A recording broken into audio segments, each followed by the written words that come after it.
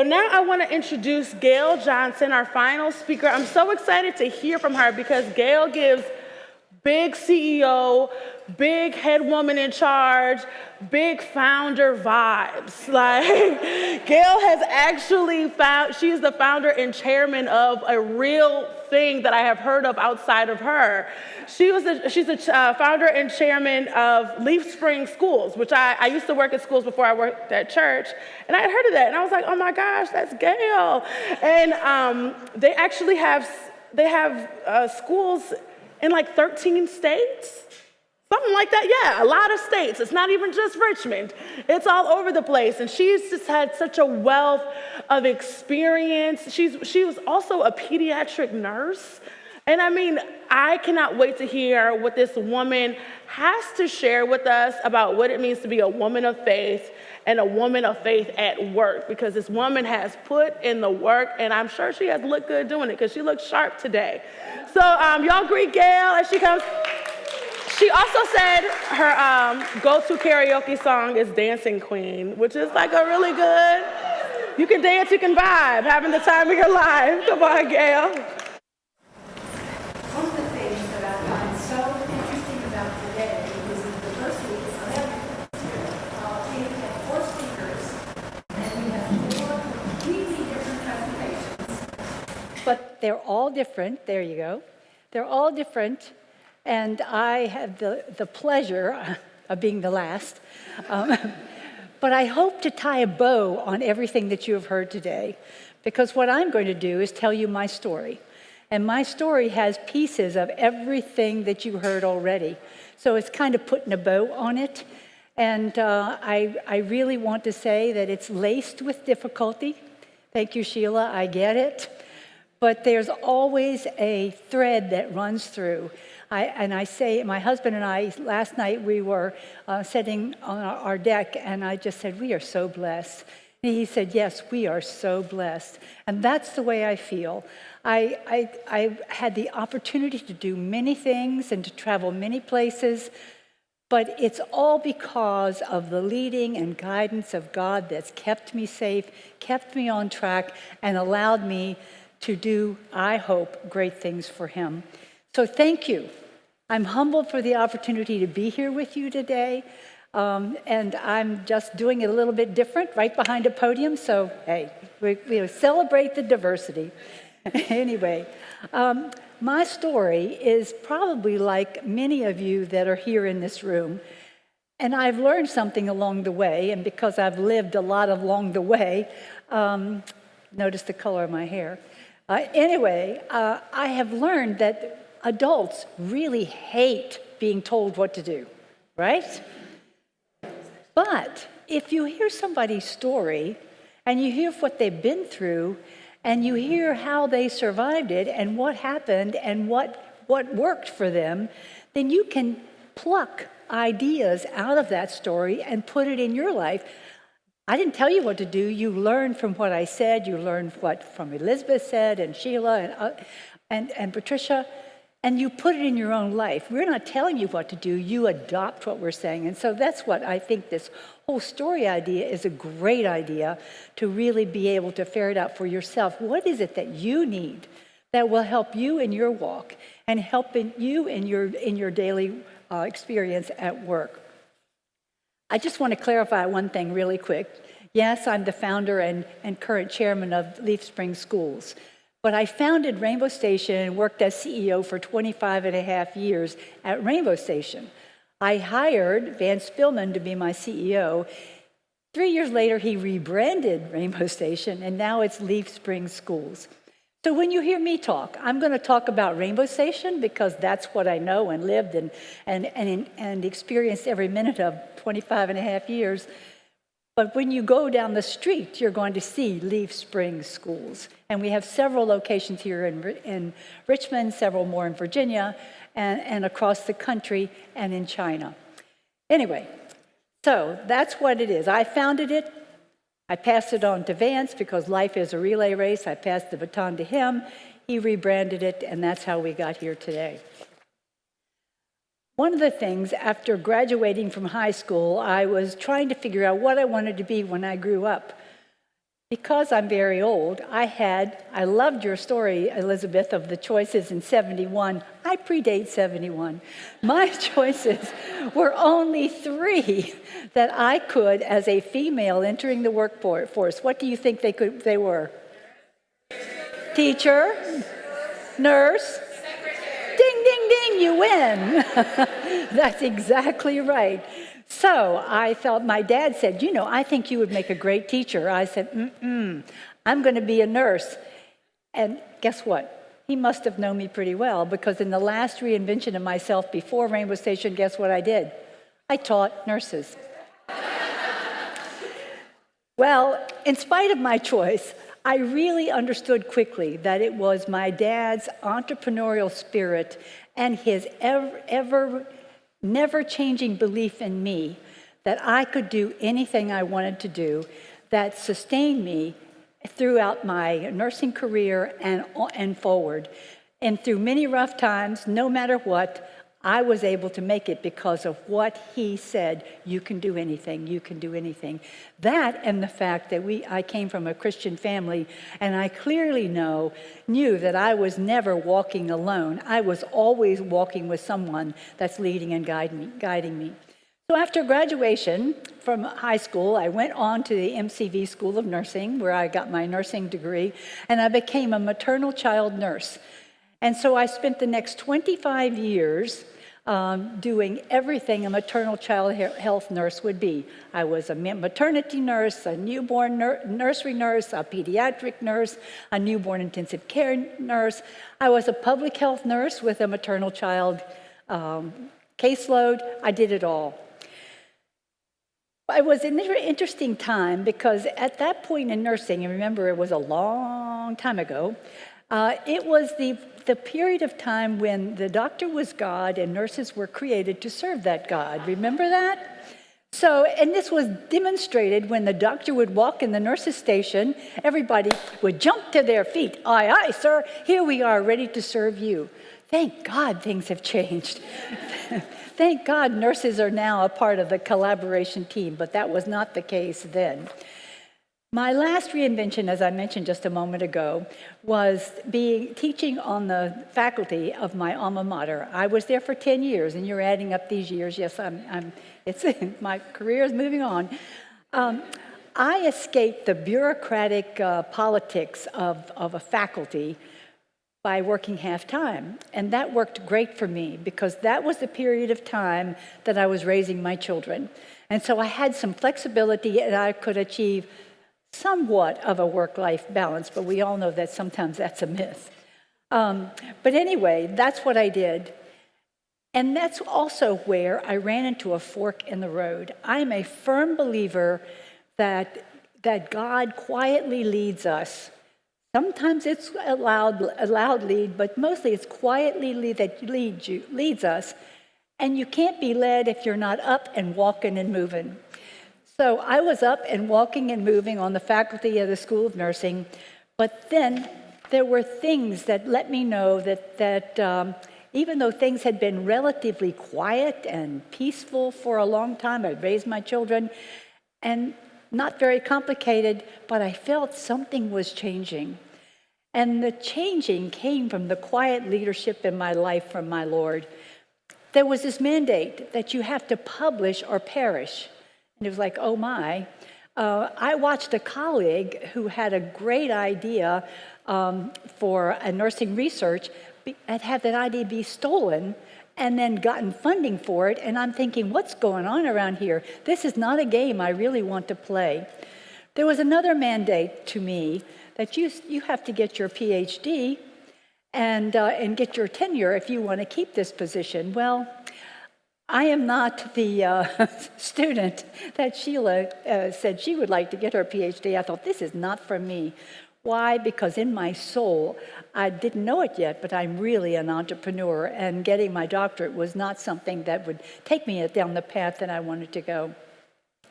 Then there was also this unsettling thing in my life. My oldest child was getting ready to go to college, and I had read a book, The Feminine Mystique, And remember that? They said, you know, a woman has to figure out who she is and her own self-worth and not just be Mrs. Earl Johnson. And I'm thinking, oh my gosh, he's graduating from college. Who am I?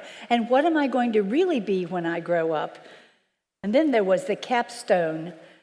I just decided I never wanted to grade one more lousy nursing care plan. God had put several pebbles in my shoe to be sure I got the message. I got the point. I knew I needed to pivot. Interestingly enough, at the same time that I was getting all of this push, you get off of this faculty. I didn't have to get fired. I was getting myself off the faculty. But while I had been having my students in multiple clinical rotations, I noticed that there was a theme. That families were really struggling. This was in the 80s.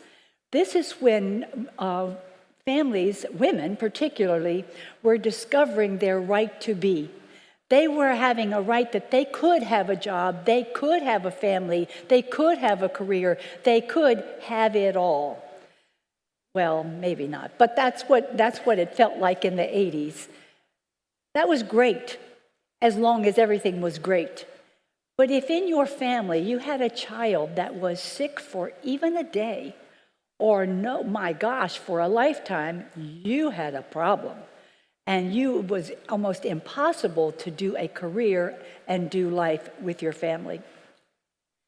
I saw that, it was one clear example that just kind of hit me like a bolt of lightning, that there was a child that came into the hospital, was 6 weeks old, and one of my students was caring for that child.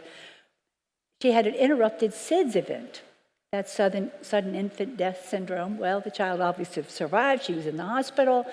They determined that it was it was interrupted, it was over, but it may happen again. So because of that, we're going to teach the parents CPR. We're going to put the child on a respiratory monitor for 6 months, and by that time, she'll have grown out this problem and life was fine. Well, I'm thinking, check, problem solved. Well, let me tell you what the respiratory monitor for 6 months did to that family. It absolutely devastated them. They were in major crisis because both parents had to return to work. This baby was 6 weeks old, and maternity leave was almost over. They had to return to work. But then every option that they had for childcare for this baby immediately dried up. No one wanted to manage the risk of a respiratory monitor. What was their solution? They imported the mother imported the mother-in-law from Florida for 6 months. Now, I can't imagine what turmoil that threw the house in. But anyway, that was their solution. In the meantime, I'm saying, as a nurse, this is not that big a problem. This can be solved. I know it can. And there was one situation after another situation after another situation that told me there was a problem that needed to be solved. So I set out to meet this unmet need. I wanted to have a place where all children, regardless of ability or medical challenges, could have access to early education, and that if I had nursing as a part of this place, then I could make that happen. So I said, let's do it. Because I was raised by entrepreneurs and I was married to an entrepreneur, the concept for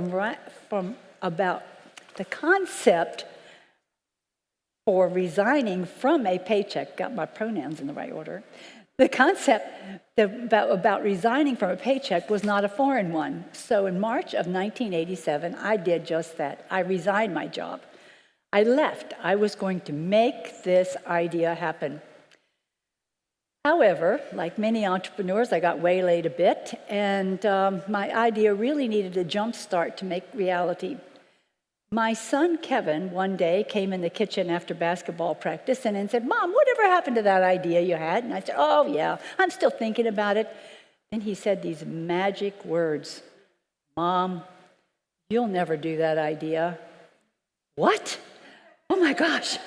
Oh, no, that's not what's going to happen. I cannot go to bed tonight understanding that my child will have the idea that you can't have a dream and have it realized. I need to teach him a lesson. I need to let him know that he can have a dream and make it happen. So because of that, Rainbow Station is here today. And I think one of the things that was one way that God used Kevin as his megaphone that said, Gail, get off your butt and get to work. So I did. Leveraging my entire nursing career that had focused on supporting women and children and families. And by the way, this is the perfect career to make this idea happen. God just knew it. For that 25 years in nursing, he had prepared me to make this idea happen, that he showed me what the idea was. Isn't that incredible? Anyway, also leveraging my husband's architectural firm and his business context. By the way, one of his contacts built our first school according to our own plans, like we wanted it built with his money. Because why? I went to lunch with him and I explained my idea, and he said, oh, so you mean if we have this place, then my secretary, when her son gets sick, she can bring him to you and she can still come to work? I said, yes, that's exactly right. He said, let's do it. God works in mysterious ways. Rainbow Station opened for business December 18th, 1989, with 18 children. That's a magical number. And 7 faculty and staff. Why 1 week before Christmas, you ask? The answer is simply because we could. Does that tell you something about construction and naivete and putting a program together? In short, this is what Rainbow Station is. It's a nationally accredited private preschool international franchise with school-age recreation on campus and mildly ill backup care provided by a nurse in our Get Well place. We're open for business. Now what? We were open for business with a focus on excellence because one of my mentors had said, Gail, if whatever you do, I don't care what you do, if you focus on excellence, excellence breeds excellence, and people are attracted to excellence, and you'll have plenty of business. Well, it sounded easy to me. So that was what we always did. Everything that we did, we wanted to be the very best that we possibly could. But now that we were open, I found out this horrible statistic. Did you realize that every business that's open today, 80% of them will fail, and 10 years from now, only 20% will be there? Oh my. However, I had this peace in my soul. I just felt we would survive because I knew that verse that everybody quotes a lot. For I know the plans I have for you, plans to prosper. And there's a piece here that is very important, and not to harm you, to give you a future and a hope. That was we're going to make it, we're going to make it. However, making it wasn't that easy. This naive leap of faith into the business world now required blind but painful trust in God. This idea of creating Rainbow Station with a Get Well place was like forcing a round peg in a square hole. And I was so naive, I didn't do things in the proper order all the time. I got the builder, I got the building under construction, and then I thought, okay, if I'm going to do this in the state of Virginia, I have to have a license. So it's time to go get a license. So I went down to the licensing people, and I said, this is what I'm doing, I need a license, tell me what I have to do. Well, the lady I was talking to leaned back in the chair, and she said, well, sounds like a really nice idea, but you will never do that in Virginia. What? It's what you want to do is against regulation. I can tell you, remember the picture of Peanuts with the cloud over his head? That's what I felt like when I walked out of that licensing department that day. Oh my gosh, what am I going to do now? I've got a building under construction. I've got everything lined up, and I'll never be able to operate in Virginia. Fortunately, I had put together over the years a network, and I just want to make a point here. When I opened my business, and this is, I think, very important, I was 45 years old. That's important because it's never too late to do whatever it's time for you to do something. And age is just a number. The timing is what's important. So just remember that. But because I was 45, I had some mileage on my tread, and I also had a network. So one of the first things I did after I dried my tears away sitting in the car is call, after I got home, my nursing colleague who was working in the Secretary of Health and Human Resources office on a fellowship. And I said, Judy, they're not going to let me do my idea. She knew all about it. And I said, I don't know what I'm going to do. She said, let me see what I can do. Well, she went to her boss, Eva Teague, and Eva Teague arranged for me to call the director of licensing for Virginia. She called her and said, Gail Johnson's going to call you, take the call. Who's Gail Johnson? So I called Carolyn Stevens, director of license at the time, and I said, this is Gail Johnson. Eva Teague suggested I call. Well, Eva Teague was her boss, his boss. She took the call. I told her my problem. After a long pregnant pause, she said, we've heard about these programs happening in this other parts of the country, and I guess we've just been waiting for the right person to do that. I said, you've got her. Here I am. I am the right person to do that. So, willing to give me a chance, she called back to the same place that they had said, ain't no way, and said, please find a special agent to work with her, and let's make this happen in the state of Virginia. Translated, I wrote 26 variances of all the regulations that we would violate, and today we are still licensed by variance, which I think is incredible.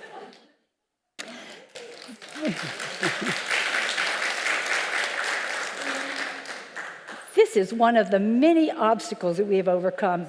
In fact, after all of that, 3 weeks before we were scheduled to open, the 1st of December, my licensing person called and said, we've kind of changed our mind. We're not sure we're going to give you a license after all.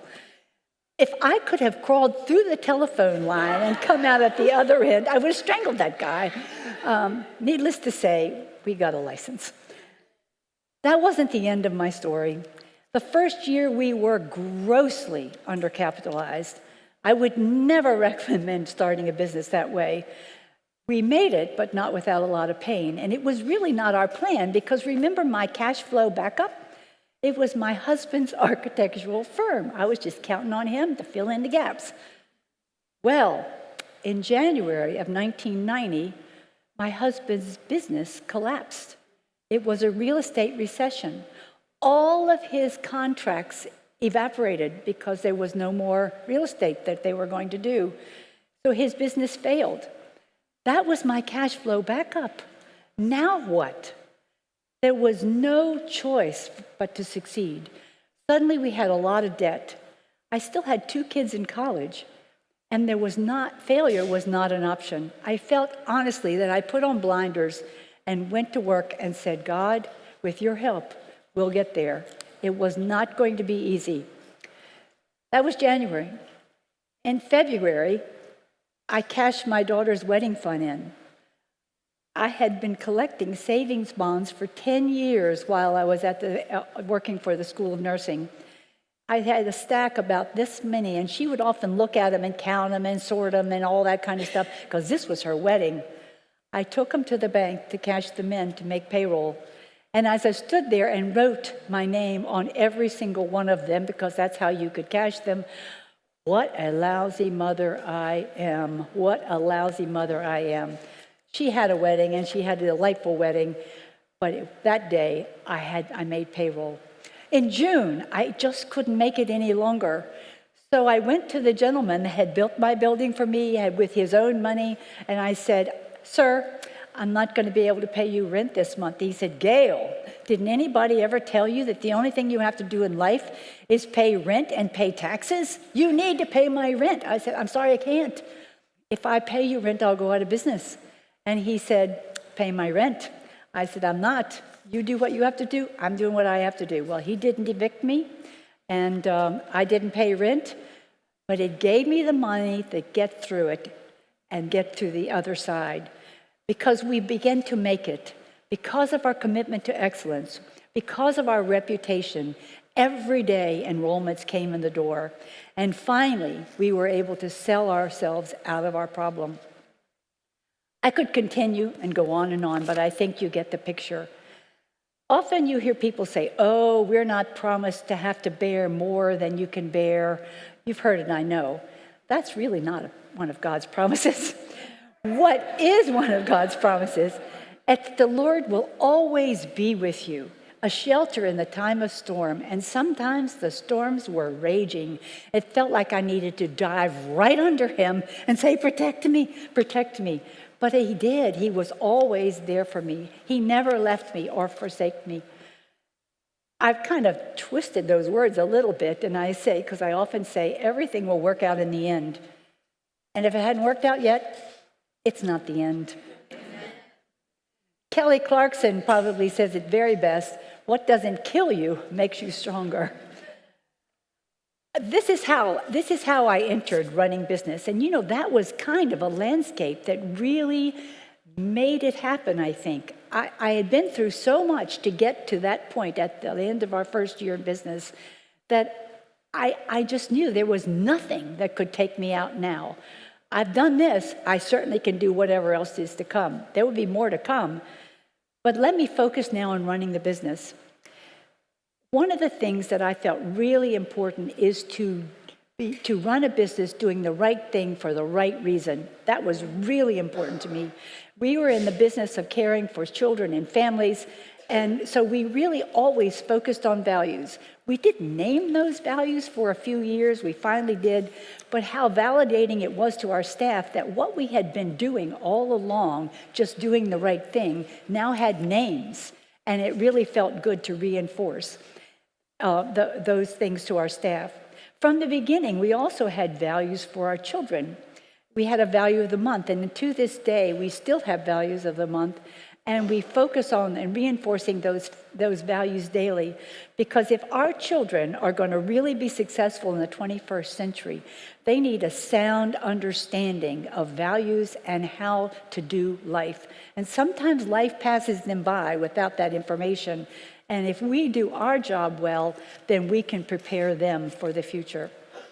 As a result of this focus on values, we knit ourselves into a strong community.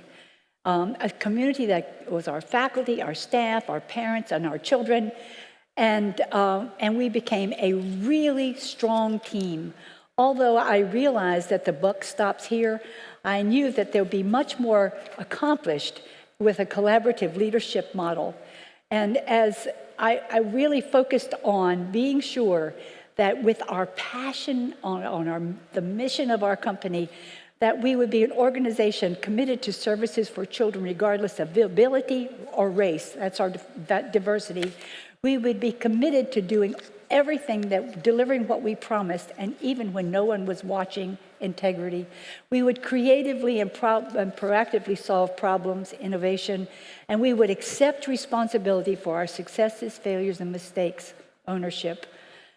Teachers were drawn to us because of our values, and which really allowed us to get the cream of the crop. And when we finally got the right people on the bus, we were able to grow leaders from within and empower them to accept positions of responsibility for so our company could rapidly multiply across the state and across the country and finally the world. We would not have been able to experience this kind of growth if we hadn't been able to trust our team to stay focused on our shared goal and the desires and generate desired results.